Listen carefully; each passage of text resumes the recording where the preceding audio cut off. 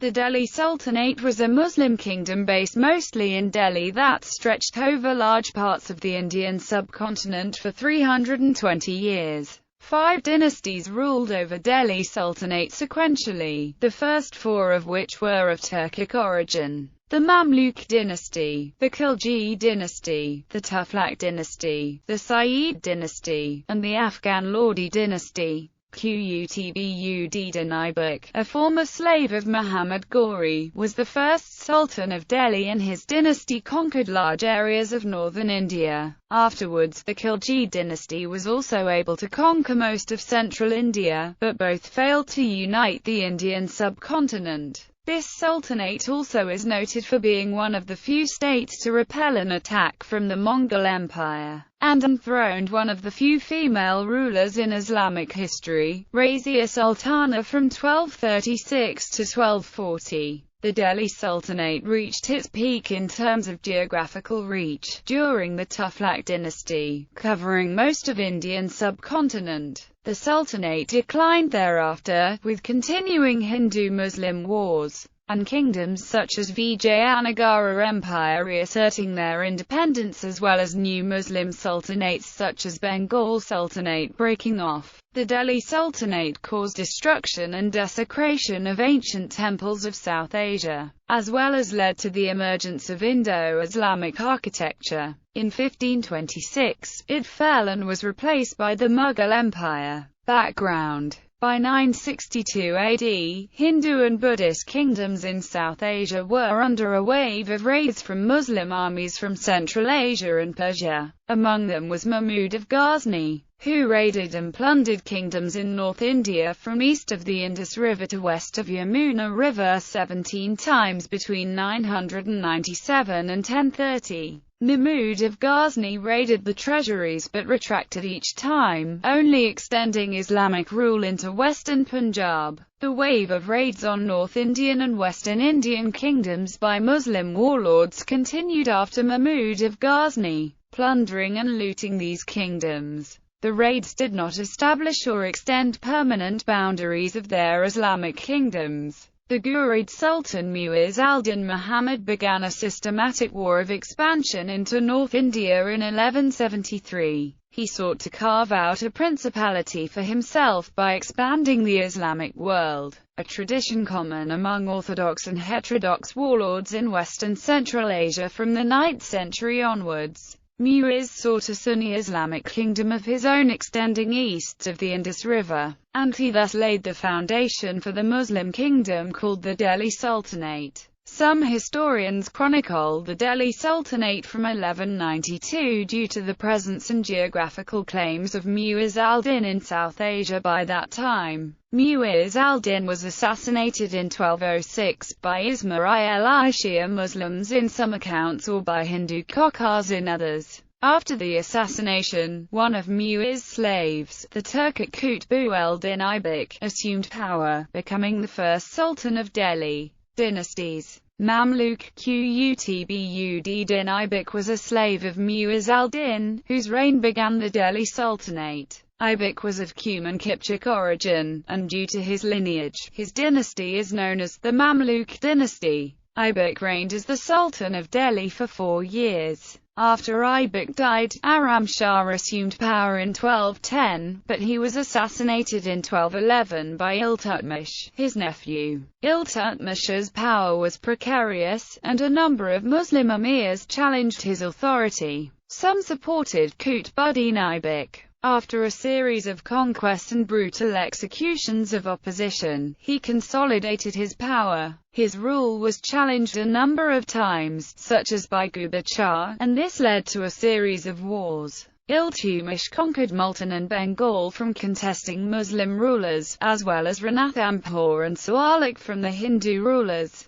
He also attacked, defeated, and executed Taj al-Din Yildiz, who asserted his rights as heir to Mu'izz al-Din Muhammad. Iltutmish's rule lasted till 1236. Following his death, the Delhi Sultanate saw a succession of weak rulers, disputing Muslim nobility, assassinations, and short-lived tenures. Power shifted from Uq-Din Firuz to Razia Sultana and others, until Ghiyas-ud-Din Balban came to power and ruled from 1266 to 1287. He was succeeded by 17-year-old Mu'izz-ud-Din Qabid, who ordered the poisoning of Nizam-ud-Din and appointed Jalal-ud-Din Firoz Shah Khilji as the commander of the army. Khilji assassinated Mu'izz-ud-Din Qabid and assumed power, thus ending the Mamluk dynasty. Qutb-ud-Din Aibak initiated the construction of Qutb Minar and the Quwwat al-Islam Mosque, now a UNESCO World Heritage Site. It was built from the remains of 27 demolished Hindu and Jain temples, and completed by Muhammad bin Sam. The Qutb Minar complex or Qutb complex was expanded by Iltutmish, and later by Al-Din Khalji in early 14th century.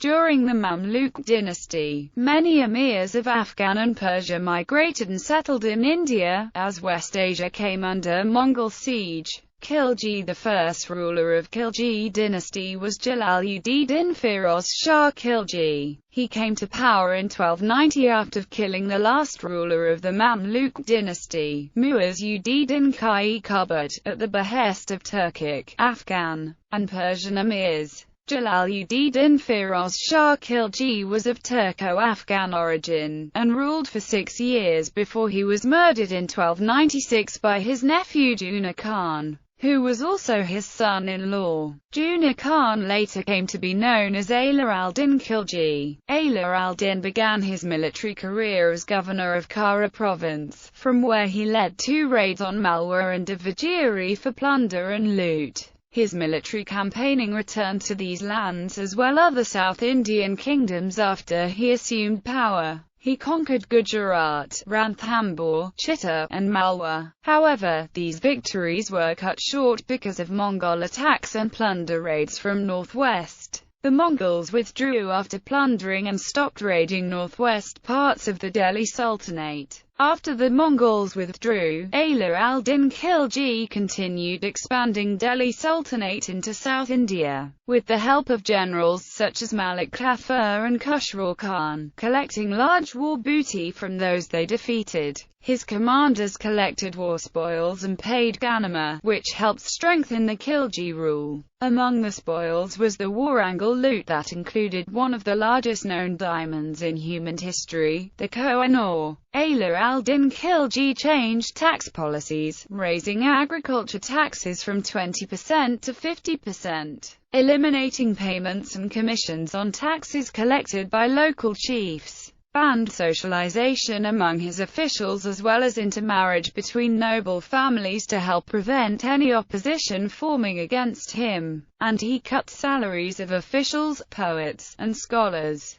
These tax policies and spending controls strengthened his treasury to pay the keep of his growing army. He also introduced price controls on all agriculture produce and goods in the kingdom, as well as controls on where, how, and by whom these goods could be sold. Markets called Shahana-i Mandi were created. Muslim merchants were granted exclusive permits and monopoly in these mandi to buy and resell at official prices. No one other than these merchants could buy from farmers or sell in cities. Those found violating these mandi rules were severely punished, such as by mutilation. Taxes collected in the form of grain were stored in kingdom's storage. During famines that followed, these granaries ensured sufficient food for the army. Ala al-Din is also known for his cruelty against attacked kingdoms after wars. Historians note him as a tyrant and that anyone Ala al-Din Khilji suspected of being a threat to this power was killed along with the women and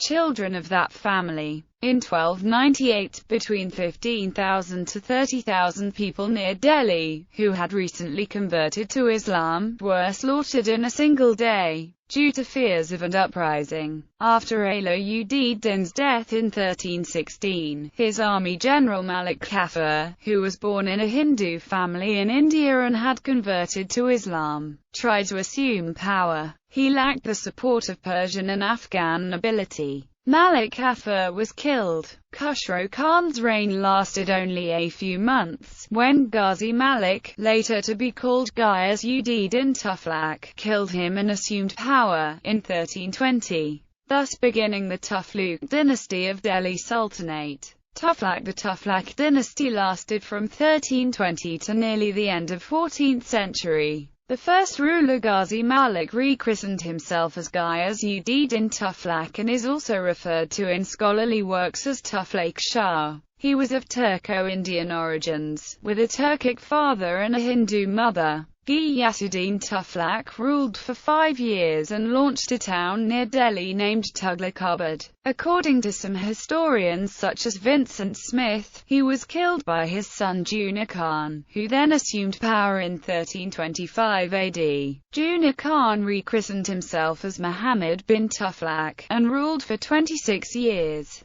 During his rule, Delhi Sultanate reached its peak in terms of geographical reach, covering most of the Indian subcontinent. Muhammad bin Tughlaq was an intellectual, with extensive knowledge of Quran, fiqh, poetry and other fields. He was also deeply suspicious of his kinsmen and wazirs, extremely severe with his opponents, and took decisions that caused economic upheaval. For example, he ordered minting of coins from base metals with face value of silver coins, a decision that failed because ordinary people minted counterfeit coins from base metal they had in their houses, and used them to pay taxes and jizya. On another occasion, after becoming upset by some accounts, or to run the Sultanate from the center of India by other accounts, Muhammad bin Tughlaq ordered the transfer of his capital from Delhi to Deoghar in Maharashtra, by forcing mass migration of Delhi's population. Those who refused were killed. One blind person who failed to move to Deoghar was dragged for the entire journey of 40 days. The man died, his body fell apart, and only his tied leg reached Daulatabad. The capital move failed because Daulatabad was arid and did not have enough drinking water to support the new capital. The capital then returned to Delhi. Nevertheless, Muhammad bin Tughlaq's orders affected history, as a large number of Delhi Muslims who came to Deccan area did not return to Delhi to live near Muhammad bin Tughlaq. This influx of the then Delhi residents into Deccan region led to a growth of Muslim population in central and southern India. Muhammad bin Tughlaq's adventures in the Deccan region also marked campaigns of destruction and desecration of Hindu and Jain temples, for example of the Swayambhu Shiva temple and the Thousand Pillar temple. Revolts against Muhammad bin Tughlaq began in 1327, continued over his reign, and over time the geographical reach of the Sultanate shrunk. The Vijayanagara Empire originated in southern India as a direct response to attacks from the Delhi Sultanate. The Vijayanagara Empire liberated South India from the Delhi Sultanate rule. In 1337, Muhammad bin Tughlaq ordered an attack on China, by sending part of his forces over the Himalayas. Few survived that journey. The few who returned were executed for failing. During his reign, state revenues collapsed from his policies such as the base metal coins from 1329 to 1332 AD. To cover state expenses, he sharply raised taxes. Those who failed to pay taxes were hunted and executed. Famines, widespread poverty and rebellion grew across the kingdom. In 1338 his own nephew rebelled in Malwa, whom he attacked, caught and flayed alive. By 1339, the eastern regions under local Muslim governors and southern parts led by Hindu kings had revolted and declared independence from Delhi Sultanate. Muhammad bin Tughlaq did not have the resources or support to respond to the shrinking kingdom. The historian Wolfert chronicled Delhi and most of India faced severe famines during Muhammad bin Tughlaq's rule. In the years after the base metal coin experiment,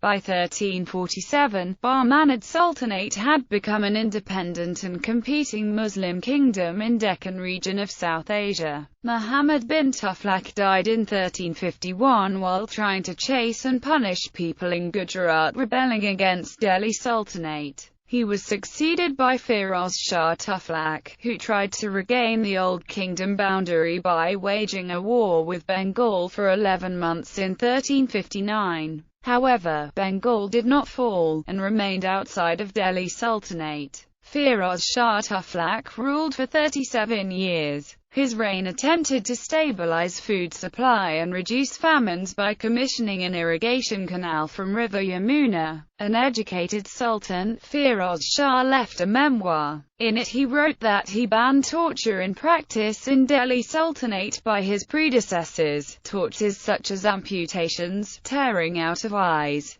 sawing people alive, crushing people's bones as punishment, pouring molten lead into throats, putting people on fire, driving nails into hands and feet, among others. The Sunni Sultan also wrote that he did not tolerate attempts by Rafi'is Shia Muslim and Mahdi sects from proselytizing people into their faith, nor did he tolerate Hindus who tried to rebuild their temples after his armies had destroyed those temples. As punishment, wrote the Sultan, he put many Shias, Mahdi and Hindus to death. In his memoirs, Firoz Shah Tughlaq lists his accomplishments to include converting Hindus to Sunni Islam by announcing an exemption from taxes and jizya for those who convert, and by lavishing new converts with presents and honors. Simultaneously, he raised taxes and jizya, assessing it at 3 levels, and stopping the practice of his predecessors who had historically exempted all Hindu Brahmins from jizya tax. He also vastly expanded the number of slaves in his service and those of emirs. Firoz Shah Tughlaq's reign was marked by reduction in extreme forms of torture, eliminating favors to select parts of society, but an increased intolerance and persecution of targeted groups. Firoz Shah Tughlaq's death created anarchy and disintegration of kingdom. The last rulers of this dynasty were two, both calling themselves sultans from 1394 to 1397. Mahmud Tughlaq, the grandson of Firoz Shah Tughlaq who ruled from Delhi, and Nusrat Shah, another relative of Firoz Shah Tughlaq who ruled from Firozabad, which was few miles from Delhi. The battle between the two relatives continued till the invasion by Timur in 1398. Timur, also known as Tamburlain in Western scholarly literature, was the Turkic Islamic king of Samarkand. He became aware of the weak and quarreling sultans in Delhi, so he marched his way with his army to Delhi, plundering and killing all the way. Estimates for the massacre by Timur range from 100,000 to 200,000 infidels and Hindus during his campaign. Timur had no intention of staying in or ruling India. He looted the lands he crossed all the way to Delhi, then plundered and burnt Delhi. Over 5 days, Timur and his Mongol army waged a massacre. Then he collected and carried the wealth, captured women and slaves back to Samarkand. The people and lands within Delhi Sultanate were left in a state of anarchy, chaos and pestilence. Sultan Mahmud Tughlaq, who had fled to Gujarat during Timur's invasion, returned and nominally ruled as the last ruler of Tughlaq dynasty.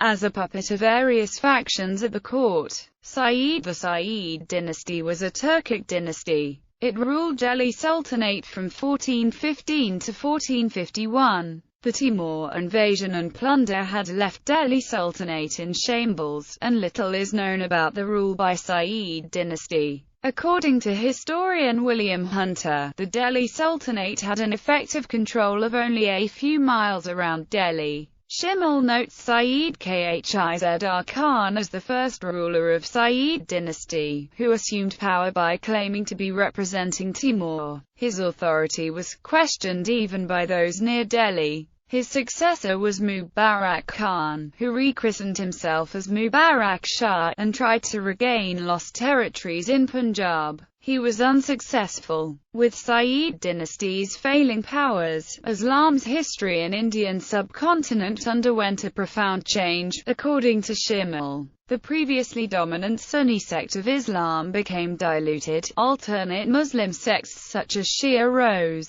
and new competing centers of Islamic culture took roots beyond Delhi. The Syed dynasty was displaced by the Lordy dynasty in 1451. The Lordy dynasty had its origins in the Afghan Lordy tribe. Bahlol Lordy was the first Afghan Pathan to rule Delhi Sultanate and the one who started the dynasty. Bahlol Lordy began his reign by attacking the Muslim-controlled kingdom of Jaunpur to expand the influence of Delhi Sultanate, and was partially successful through a treaty. Thereafter, the region from Delhi to Benares was back under influence of Delhi Sultanate. After Bahlol Lordy died, his son Nizam Khan assumed power, rechristened himself as Sikandar Shah Ghazi Lordy and ruled from 1489 to 1517. One of the better-known rulers of this dynasty, Sikandar Lordy expelled his brother Babak Shah from Jaunpur, installed his son Jalal Khan as the ruler, then proceeded east to make claims on Bihar. The Muslim emir governors of Bihar agreed to pay tribute and taxes, but operated independent of Delhi Sultanate. Sikandar Lordy led a campaign of destruction of temples, particularly around Mathura. He also moved his capital and court from Delhi to Agra, an ancient Hindu city that had been destroyed during plunder and attacks of early Delhi Sultanate period. Sikandar thus launched buildings with Indo-Islamic architecture in Agra during his rule, and this growth of Agra continued during Mughal Empire. After the end of Delhi Sultanate, Sikandar Lordy died a natural death in 1517, when his second son Ibrahim Lordy assumed power. Ibrahim did not enjoy support of Afghan and Persian emirs, or regional chiefs. Ibrahim attacked and killed his elder brother Jalal Khan, who was installed as the governor of Jaunpur by his father and had support of the emirs and chiefs. Ibrahim Lordy was unable to consolidate his power. After Jalal Khan's death, the governor of Punjab, Daulat Khan Lordy, reached out to the Mughal Babur and invited him to attack Delhi Sultanate. Babur came, defeated and killed Ibrahim Lordy during Battle of Panipat in 1526. Ibrahim Lordy's death ended the Delhi Sultanate, and Mughal Empire replaced it.